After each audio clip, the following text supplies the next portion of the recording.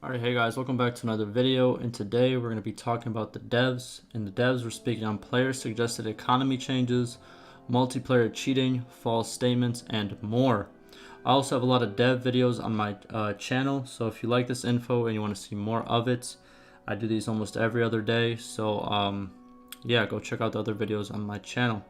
Also, link to the official forums from Bannerlord will be down below, and that's pretty much where all these replies and statements are taken from. So if you want to read it for yourself and check out the forums, the link will be down below. Also, like always, I have a script that's going to be on the screen right now. Everything I state, all links, they will all be down below for you to check out during or after the video or whatever you would like to do. But without further ado, let's get to what the devs have to say. First, you have a couple of players stating that they cannot sell their workshops back to towns because all the nobles that are in the towns are broke. Another player states that the recent changes have dropped the nobles carrying gold from 30k to 10k. The devs reply and state this is all related and that a fix for the overall issue will come sometime next week. Personally, I had no idea about this issue. I think it's a bug that was caused because some of the recent hotfix changes. But hopefully it does get fixed, and hopefully everything works after that. Second, we have a player suggesting changes that might help the economy in the game right now. The player states that either looter numbers or bandit numbers need to be capped per party, or fewer looter and bandit spawns. Or if that's not something that the devs want to change, to increase the caravan strength so they can deliver goods from town to town more reliably.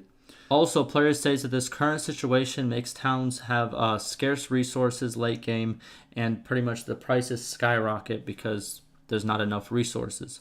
The devs respond and state that there is an inflation of about 50% when it comes to item price averages, and this inflation happens about 10 to 15 in-game years later from where you start, and the devs assume that this has to do with overall prosperity and consumption rather than bandits and caravans. Third, we have a player making a false statement with facts being taken out of context to fit the negative dev agenda that's currently on the forums, unfortunately. The player states that the devs are at odds when it comes to their statements on updates and the future of the game. States one dev said that they are on track and keeping their promise to implement the features that are needed. And this is actually part of a true statement in regards to a question about the game's completion percentage. We did cover this in another video as well. And the player goes on to state that another dev said that they are 90% done with the game and will be balancing and adding a little bit more content. Now, this is the false statement. I will read what the devs have replied with, and also I'm going to read the original statement the dev made to show what the dev really meant. So the dev responds to the first statement and states that he never stated 90% of the game is done, but 90% of the coding is done while speaking on code refactor issues, not the game completion percentages. It was two different topics. Dev also states that that it's very hard to give a percentage for content. Now, here is the original dev statement. So the dev statement comes from a player asking about the code refactor and how long it will take to complete in the dev's opinion.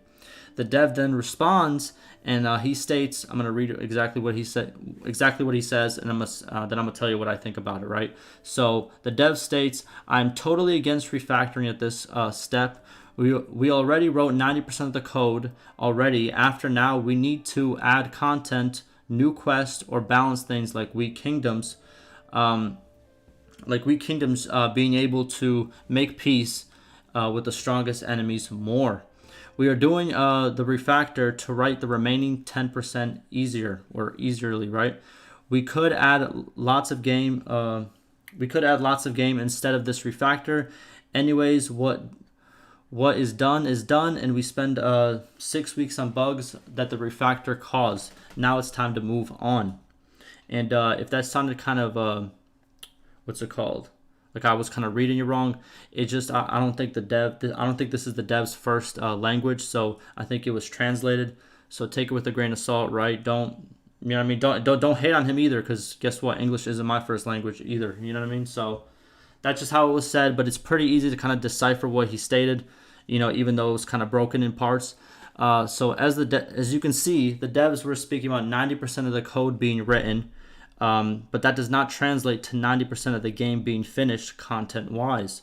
Also, these were two different questions being asked, so it's kind of, this was very taken out of context in my opinion. But you let me know what you think. Was this taken out of context? Was, because I've seen this a lot where players have, take a part of an overall statement, don't give the context, and just put it into like this like negative post about the developers. And I don't think it's good for the forums. I don't think it's good for the game or the development or anything like that. So I just like to call it out when I can because, to be honest, there's no need to be negative. Well, there's some reasons, but like it's not, it's not the devs. I don't know how to explain it. We've been over this. I don't want to get too deep into it because then, we're going to be talking about it for like a good hour. So yeah, I think if you're going to make a statement about something that, can, that is negative, right, that you should at least bring the facts with it, right? Not half facts, if that kind of makes sense. All right, let's move on. So fourth, we have a couple of players bringing up a Warband multiplayer cheat and stating that it has gotten pretty blatant to the point of where the website that sells the hacks and cheats are advertising in the multiplayer servers. Another player then states that these hacks are starting to make it into Bannerlord as well, and it needs to be stopped for both games. The devs reply and state that this thread will be forwarded to the Warband devs, and that if you have a problem with a hacker or suspect someone of hacking or cheating, to report them either through private messages to the developer that's shown on the screenshot right now on the screen, or to use the in-game reporting system.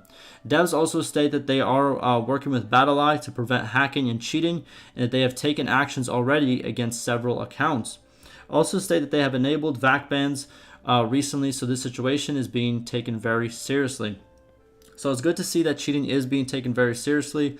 I personally have not played multiplayer yet, but when the next beta comes out that has the combat parameters and all the big multiplayer changes, I do want to try it out, and I hope it's not, I hope cheating is not a big problem. But if you do play multiplayer, let me know down below in the comments if cheating is a big problem or not. But that's going to do it for all these statements and replies for now. If anything new comes up, I'll make a video and keep you guys informed. We are going to get some more hotfixes next week, so look out for those.